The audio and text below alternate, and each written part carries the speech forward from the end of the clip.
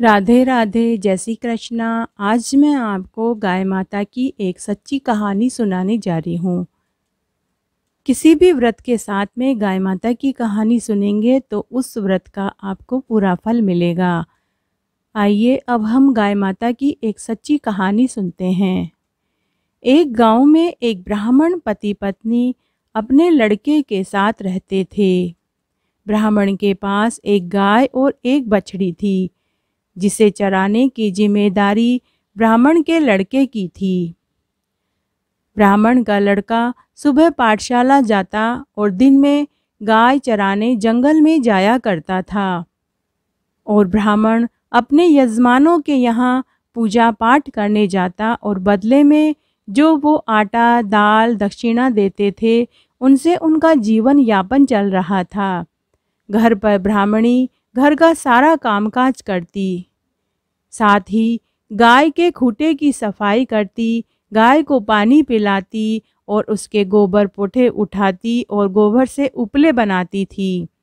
इस तरह सभी को अपने अपने काम का बंटवारा हो रखा था। एक दिन ब्राह्मण के पुत्र ने अपने माता पिता से कहा कि मैं रोज रोज गाय चराने नहीं जाऊंगा।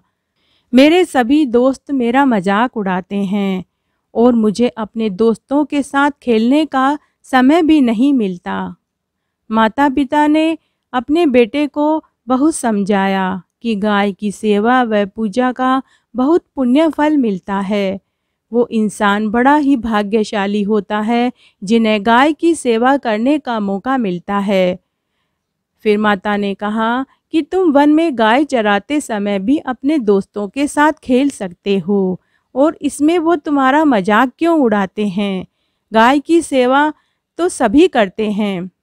लेकिन ब्राह्मण के बेटे के ऊपर अपने माता पिता के वचनों का कोई प्रभाव नहीं पड़ा।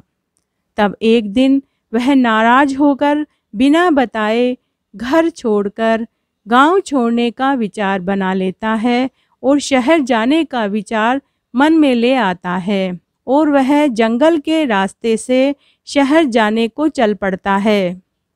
जैसे ही उसने यह विचार बनाया तो उसके पितर नाराज हो गए।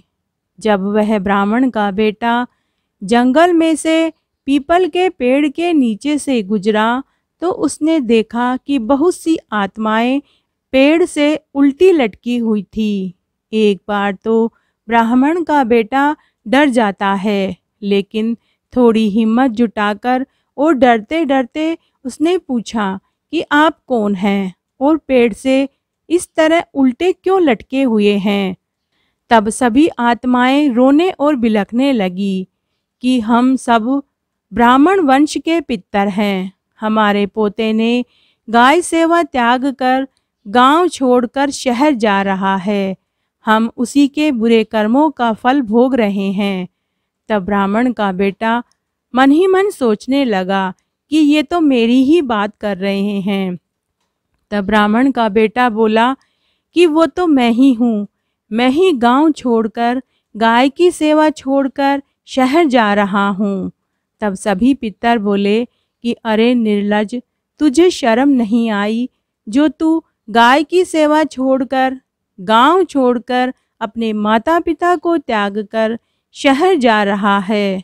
अगर हमारी इस दशा पर तुझे जरा सी भी दया है तो तू अभी इसी समय वापस गांव जा, माता पिता से माफ़ी मांग और गाय की सेवा कर। तभी हमारी आत्मा संतुष्ट होगी और तभी हम वापस से पितरलोक में जा पाएंगे। तब उसी समय ब्राह्मण के बेटे को सद्बुद्धि आई।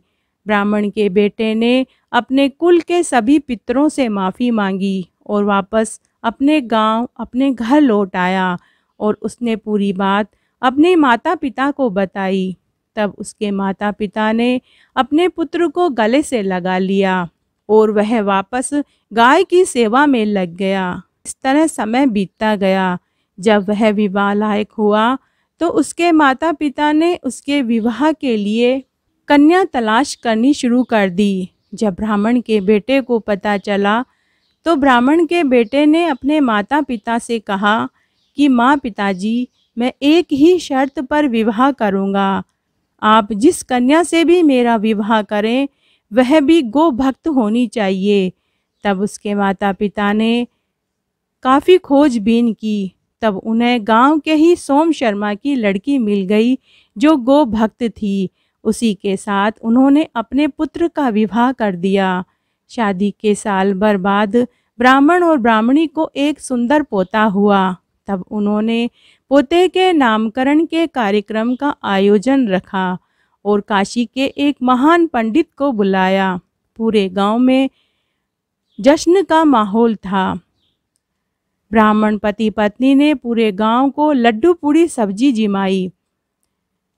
उस दिन काशी पंडित ने ब्राह्मण के पोते का नाम गोपाल रखा। ऐसा परिवार, ऐसे ब्राह्मण पति पत्नी और उनके ऐसे बेटा बहू जिन्होंने अपनी पूरी उम्र गाय की सेवा में पूरे तन मन और धन से की, ऐसे पोते का नाम गोपाल ही हो सकता था। सभी ने ब्राह्मण के पोते के नाम की खूब प्रशंसा की। जय हो गाय माता की। तो हे गाय माता, सभी की रक्षा करना, सभी का घर धन धान्य सुख समृद्धि और पोते और बेटों से भर देना। जय हो गाय माता की।